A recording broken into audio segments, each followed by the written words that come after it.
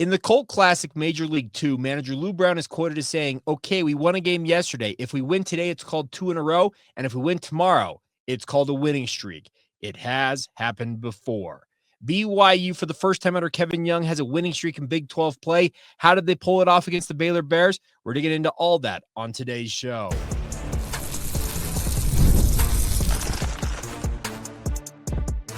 You are Locked On Cougars, your daily podcast on the BYU Cougars, part of the Locked On Podcast Network, your team every day.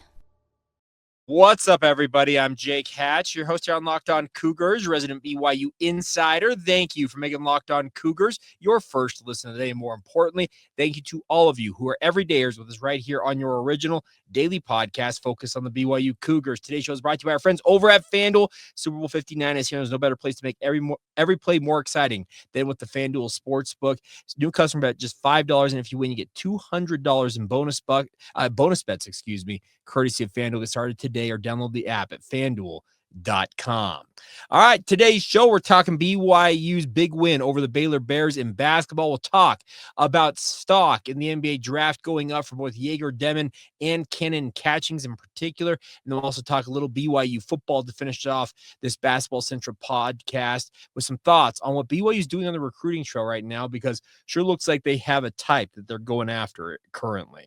All right, so starting off today's show, let's talk BYU basketball. The Cougars emerge with a 93-89 win over the Baylor Bears. As I mentioned, I'm a big fan of the Major League series. Speaking of the movies, and Lou Brown, that quote stuck in my mind when BYU pulled off this victory, that it has happened before. A winning streak for BYU. Now, under Kevin Young, they've never won 3 straight in Big 12 play.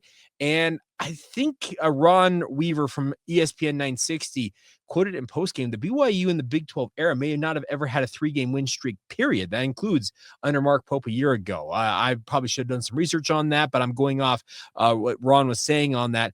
The bigger point to be made here is BYU got a really impressive win, because not only is it the 3rd win in a row in Big 12 play, getting them above 500 at 5-4, but it's also their first Q1 win of the season. I've seen some consternation, gotten some messages, etc., about why is BYU not on the bubble right now, Jake? Well, simply put, BYU is not on the bubble because they didn't have any Q1 wins, quad 1 wins in the net rating. Baylor finally delivered that for BYU, and if they continue to win, you will see them creep up those boards when it comes to bracketology and the chance of making the NCAA tournament. Now, this game did not come without its faults. Kenan Catchings absolutely lit it up. What a performance from that young man, his finest by far in a Cougar uniform. As he mentioned in the postgame, it's the first time he's ever gone perfect from the field. 8 of 8 overall. Really impressed with that young man. But why was he on the bench? It felt like almost 10 minutes of that game. I have to look at it and see if I can find out exactly when he came out. Officially 23 points for Kenan Catchings, on that. But 8 of 8 shooting, and he was glued to the bench in the final stanza, down the stretch, and obviously in the overtime period, as Baylor made a run to tie things up. Why is that? Well, Kevin Young pointed to defensive matchups and the way BYU was rotating as the reason why Kenan did not get back into the game late in this one. But my thought is, okay, BYU wasn't getting many stops in their own right. Baylor shot 50% from the field, 30 of 60 overall. Like, they were getting what they wanted. And I got to give a big tip of the cap to VJ Edgecombe. What a phenomenal performance for that young man. 28 points, absolutely answering the bell. 9 of 15 from the field, 6 of 8 from 3. Truly impressive stuff from him. Also, Robert Wright III, I think 14 straight points down the stretch to force overtime for Baylor. They had some really fine performances, and BYU was not, like I said, getting the stops. This was not their finest defensive effort. 89 points given up. In no way can you defend that as a fine defensive effort for BYU. It was not a good defensive effort, and that's why I'm having a hard time buying that defensive rotations are why you didn't have Kenan Catchings on the court. Is he a bit of a sieve when it comes to defense? At times he is, but he was putting in the effort in this game, and I would have rewarded him by keeping him on the court. And yes, you may have to adjust the defensive schemes, whatever it is, with him on the court, but he was by far BYU's most effective and hottest weapon in this game, and you ended it. Now, I did ask him in the postgame, was there any frustration on your part? And he answered the question and said, no, I simply wanted to win the game. I'm totally okay with it.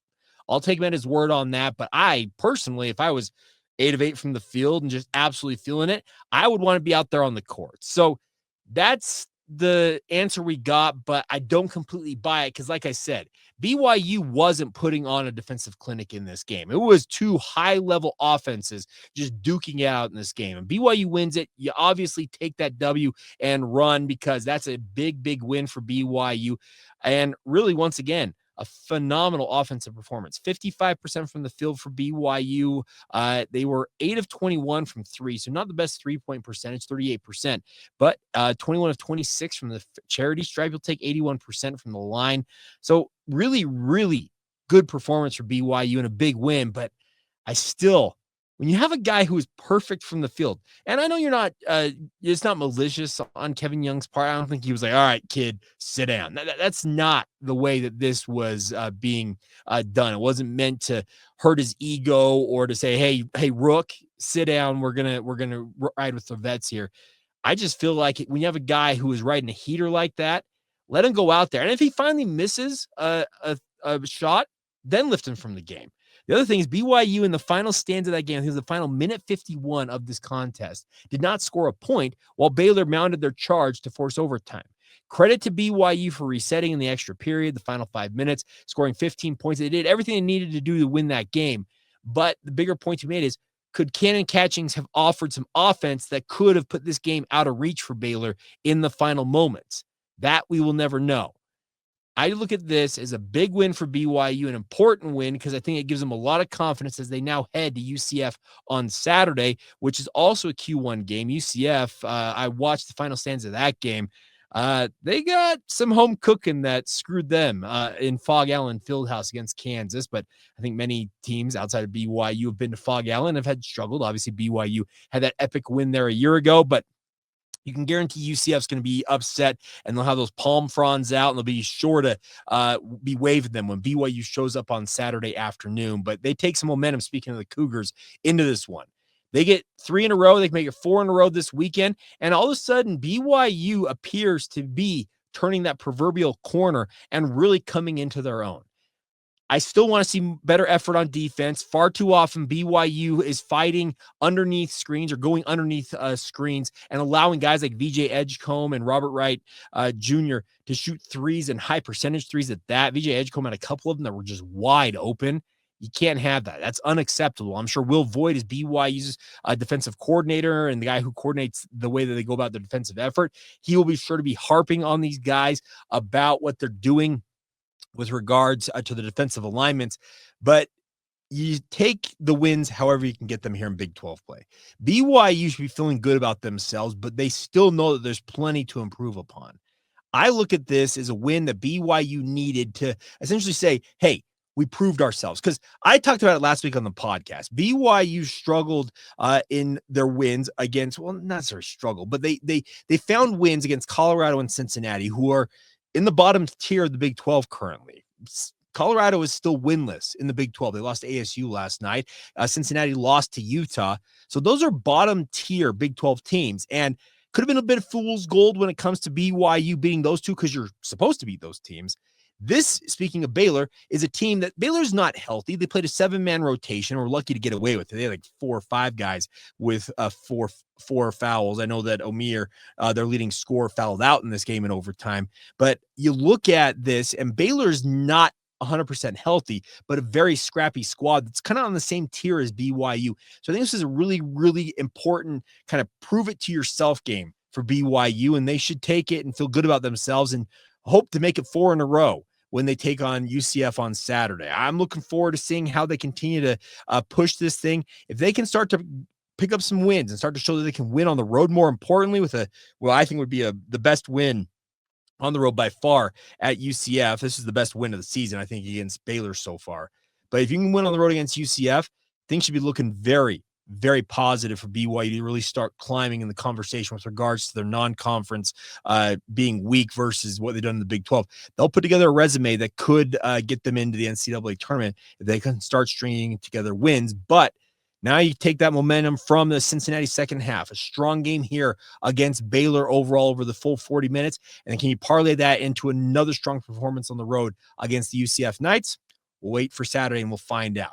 Two guys who I absolutely think they made money for themselves in the NBA sense were Cannon Catchings and Jaeger Demon in this game against Baylor. Why? What did I observe? And obviously, what did the 32 NBA executives, scouts, personnel evaluators, what did they see from these two? We'll talk about that next right here on Locked On Cougars. Today's show is brought to you by our friends over at FanDuel. Super Bowl 59 is here. One game, two teams, and endless possibilities. There's no better place to make every play more exciting than with our friends at the FanDuel Sportsbook. Whether it's predicting the first touchdown, calling who the MVP is going to be, or even betting on the coin flip, the best part is FanDuel makes it easy to get in on the action. With live betting all game long, you can adjust your bets as the game unfolds and feel the thrill from kickoff to the final whistle and be able to hopefully win some money along the way. The live betting feature allows you to stay involved no matter what is happening on the field, and the app is super easy to navigate. And most importantly, knowing that you can place a $5 bet and potentially win up to $200 $200, in bonus bets from that Super Bowl. That's the icing on the cake, my friend. So download the app or head to FanDuel.com to take advantage of this offer. Just bet $5, and if you win, you'll score $200 in bonus bets. That's FanDuel.com to get started today, or download the app to get started as well. Bet with FanDuel, as they are an official partner of Super Bowl 59. Thank you once again for making Locked On Cougars your first listen of the day. Appreciate all of you for being with us here on this Wednesday edition of the show. Late night for me recording this podcast, but nonetheless, BYU gets that big win against the Baylor Bears. And I thought what Jaeger Demon, and particularly Cannon Catchings, put on display in this game, they absolutely saw their stock rise, I think, in the eyes of NBA teams. Now, we had 3 NBA decision makers reportedly on hand in this game. Sean Marks, the GM of the Brooklyn Nets, Mike Dunleavy Jr., who is the GM of the Golden State Warriors, who the Utah Jazz were actually playing last night, but he was not in Golden State. He was in Utah watching this game. And then obviously Danny Ainge, the CEO of the Utah Jazz. He attends nearly all, if not all, BYU home games. But those 3 were among the reported 32 different NBA scouts, executives, whatever you want to term them, across 15 different NBA franchises who are on hand. I have it on very good authority that at least 5 Utah Jazz personnel were there. I would imagine guys like Justin Zanuck, the GM. I don't know if Ryan Smith was on hand, but the thing is, there were a lot of NBA people, and they were treated to a show of the 3 prospects they were probably most looking forward to. I already mentioned it, VJ Edgecombe. What a performance by him. You can tell that this is a kid who's going to be a special player with his athleticism, his ability to shoot in big spots. Everything that he has in his tool belt screams NBA, legit star, top 5 type talent. On BYU side of things, Jaeger Demon, I think, did nothing to hurt his image as a lottery pick. And in fact, I think the way that he managed this game really had some fine moments. The step back 3 that he hit was absolutely phenomenal. Now, he came back down the court and hoisted up an ill-advised 3 shortly thereafter. So there's the shot selection discussion with regards to Jaeger Demon, but his ability to distribute the basketball, attacking the rim, he showed nothing in this game that I think would make an NBA talent evaluator say, yeah, he's off our draft board. I thought he absolutely made himself money, but the big star of the night, there is just zero doubt that Cannon Catchings made himself NBA money last night. And I still think that Cannon, I don't know what his future holds, whether he would come back for a second year at the collegiate level or take his chances potentially as a second-round pick. But what he did in this game, going 8 of 8 from the field, showing an ability to shoot it from every part of the court. I thought he showed an improved effort on defense. Was it perfect? No, by no means is it perfect. He also showed a willingness to go in there and battle for rebounds at points. I think NBA teams who may have written him off earlier this season may have said, hey, we got to keep an eye on this kid. Now, if he wants to continue to add money to that proverbial pot, speaking of his NBA future, he's got to replicate these type of performances. Now, I'm not saying replicate shooting 100% from the field. That's just darn near impossible. The law of numbers, as we like to call it on the KSL Sports Zone, will catch up with him. And he's obviously going to come back down to earth with regards to his shooting percentages. But the effort level, the high-level shot making, everything that he put on display in this game against Baylor, so long as he continue to do that in Big 12 play here, they're going to be NBA teams saying, okay, maybe he's finally figuring it out here. I think it's the same thing with Jaeger Demon. he took some time, obviously coming off that knee injury that he had that knocked him out for the full month leading up to Big 12 play. And he looks like he's finally running into form. If these two freshmen, both of them 6'9", blessed with God-given talent, height, length, athleticism, shot-making ability, court vision, you name it, they've got all of that in spades. If they start to really come into their own, BYU is going to benefit, by having a much more potent lineup, obviously, with those two on the court. But B, they're going to see their stock rise very, very quickly.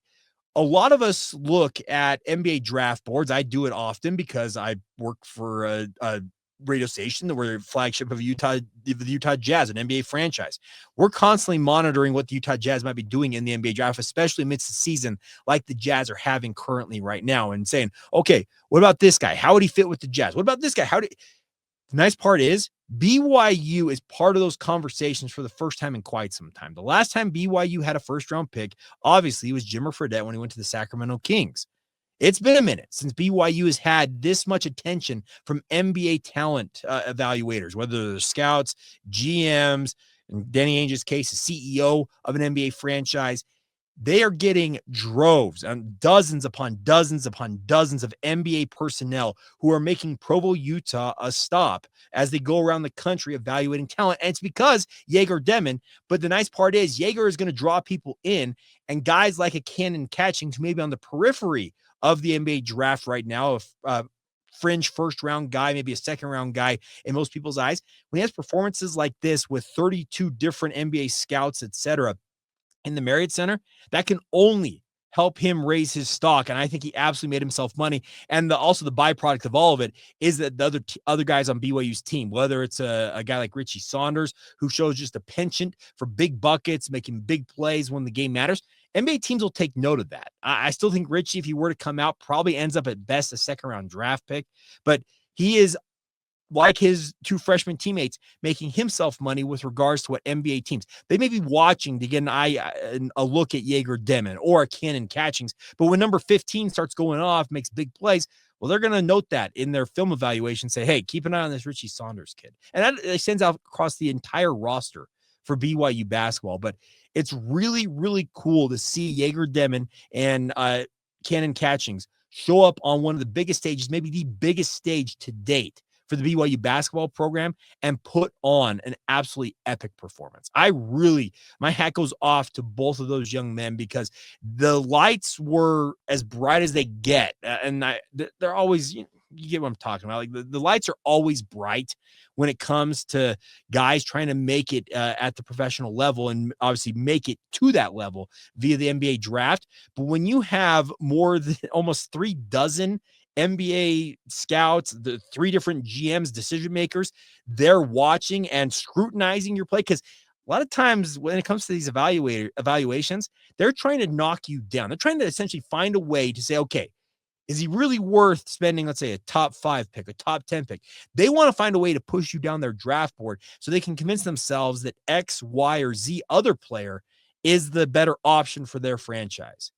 Both Jaeger Demon, I also want to keep VJ Edgecombe here, and Cannon Catchings, they showed up in a big spot and put on a performance for the ages. We got treated. If any of you were out at the Marriott Center, you got treated to an absolutely epic game. Liam, one of our Locked On Cougars Insider group members, was the winner of our tickets to go watch that game last night.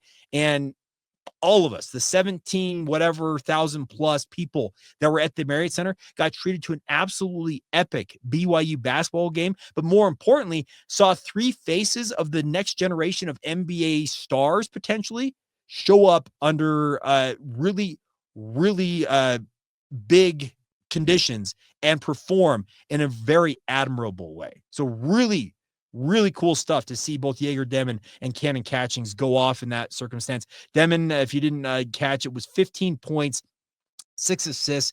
I did have 4 turnovers, so a little bit high on the turnover side of things.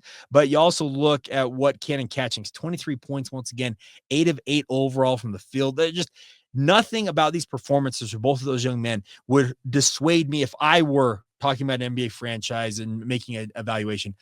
nothing from last night would tell me, hey, don't pick that guy. In fact, I'd have a lot more reasons to pick those guys after what they did last night for the BYU basketball program. All right, we'll finish up today's show. Can't do a show without talking a little BYU football. But BYU, they're showing some interesting priorities when it comes to the 2026 recruiting cycle right now. What am I observing? We'll get into that momentarily as you roll on right here on Locked On Cougars.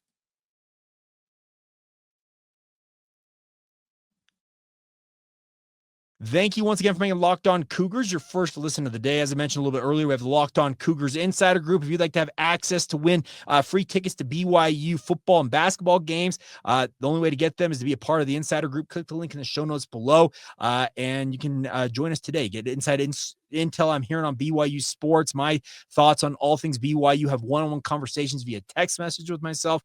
Just $5 a month to be a part of the Insider Group. But the best part is, before you pay anything, get a 14-day free trial. Click the hyperlink in the show notes, whether you're watching this on YouTube or wherever you get your podcast, and join us today on the Locked On Cougars Insider Group. All right. Before we go on today's show, if you've been paying attention to BYU's recruiting recently, they've been prioritizing trench play. A lot of linemen getting offers from BYU. And I respect this. BYU and Kalani Sitake has been a broken record on this, saying that he wants his trench play, his offensive and defensive lines, to be the proverbial tip of the spear when it comes to his football program. We all know that football, especially college football, is a quarterback-driven game. Just quarterbacks are a premium, but you have to have the hosses up front to block for those guys. And BYU has been offering a lot of offensive linemen of late. Guys from Arizona. There's Vlad Dianakov. I think I got his name correct, who's the teammate of 2026 five-star prospect Ryder Lyons. He's made some tweets that it could be a package deal with him and Vlad, who's an offensive line prospect out of Folsom High School out there in California that BYU offered recently. I really like how BYU is going about this. They understand that if you want to succeed at the Power 4 level, you have got to have elite line play. You've got to be able to batter the opposing team and make them shrink when it comes to playing you guys. BYU showed that in that bowl game against Colorado. Colorado is a team that obviously Deion Sanders has prioritized building his team via the transfer portal.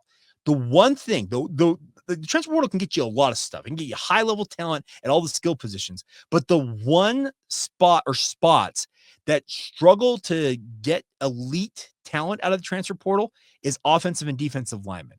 If there is an elite O-line or D lineman in the transfer portal, they're going to have upwards of 50 offers and incredible amounts of NIL money being thrown at them. BYU was very fortunate that a guy like Andrew Gentry decided that BYU is where he wanted to be, because based on what I understand about Andrew is he had a lot of attention in the transfer portal. And that just goes across for linemen.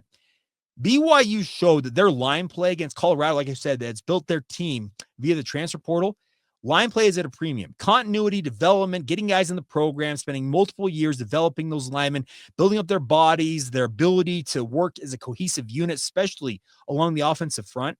It takes work and it takes time. And BYU's had a really, really good performance this past year from their offensive line.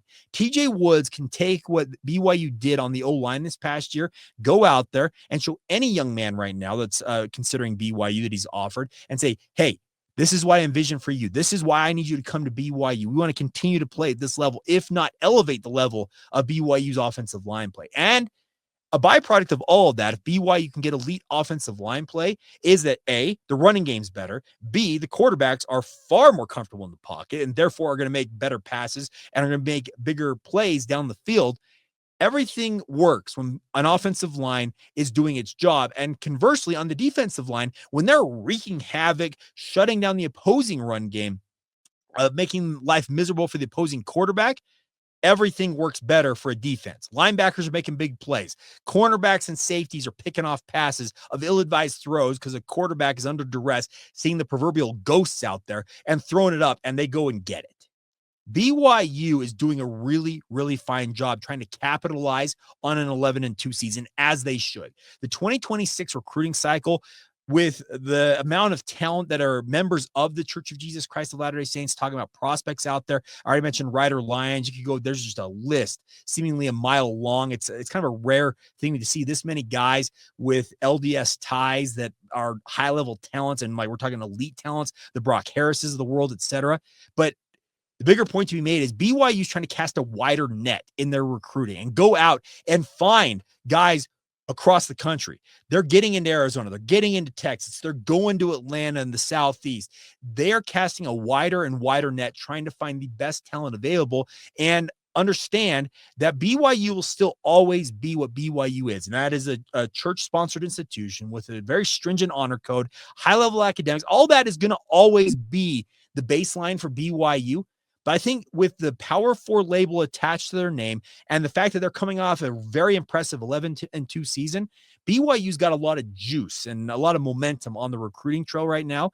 And I appreciate, as a guy who's a former offensive lineman, I'm nowhere near the level of the guys BYU's recruiting, but as a former offensive lineman who loves to watch trench play, I appreciate the fact that BYU's making it a priority. They're not getting caught up and trying to find the best and the brightest when it comes to skill positions, wide receivers, running backs, quarters. They're gonna chase top shelf talent at all those skill positions, especially on defense, linebackers, corners, safeties, etc. But everybody who knows anything about football knows that if you want to have the ultimate success in football, you need to have offensive and defensive lines that are among the best, if not the best, that you can get out there. And that obviously requires NIL in this day and age, the amount of money that you're going to have to be able to pay guys to retain talent, to stay in place. Because as I said, the continuity that BYU's enjoyed, it can go very quickly if there's a bad apple in the bunch and all of a sudden guys are like, you know what, this is for the birds, I'm out of here. You have to maintain, obviously, keeping guys content and happy in your program. But I think BYU, as I've said it before, is one of the more transfer portal resistant programs. There's not a lot of guys that show up at BYU that are me like, you know what, I'm out of here. This ain't for me. There are those guys, sure. There are those guys that will show up and say, you know what, this ain't for me, and they're going to find the exit. But more often than not, guys come to Provo, understand what BYU is all about when they first get there, because I know the coaching staff from Kalani Sitake on down, they're very clear about the standards BYU upholds. Like I said, the honor code, the academic requirements, what you're representing when you represent Brigham Young University when you're out on the field.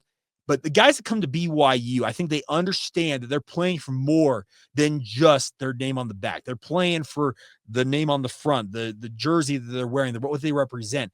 And guys take pride in that. I'm talking guys who are members of the LDS faith and guys who are not. It's cool to hear guys like a Keelan Marion, and I've had a conversation with him. This goes back to his very earliest days at BYU. I caught up with him inside Lavelle Edwards Stadium.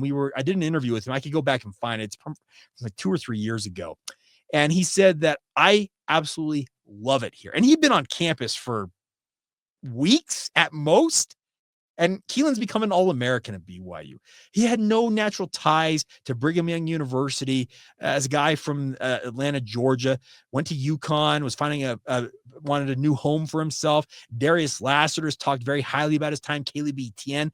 I'm telling you, guys come to BYU and realize this is a unique and special place. And obviously Connor Pay, our good friend here on the podcast, he's been crowing about this for 2 years, going on more than that, obviously, but on this podcast alone for 2 years, talking about how unique and how special BYU is. And if BYU can continue to get high-level talent in their offensive and defensive line rooms to be that, I said, a proverbial tip of the spear for BYU, that's only going to make them all the better. And once again, further the reach and the influence that BYU football has on the recruiting trail. And I can appreciate what BYU is doing right now. And I like how they're prioritizing things, at least at this juncture of building out their 2026 class, because 2025 is all but sealed up as they get ready for National Signing Day a week from today, crazily enough. All right, so that's going to do it. As always, big thank you to all of you for being with us here on the podcast. Truly does mean the world to me. I caught up with some members of the Provo Police Department who watched the podcast last night of the BYU game. It's just, and I met like 3 or 4 other people who are listeners.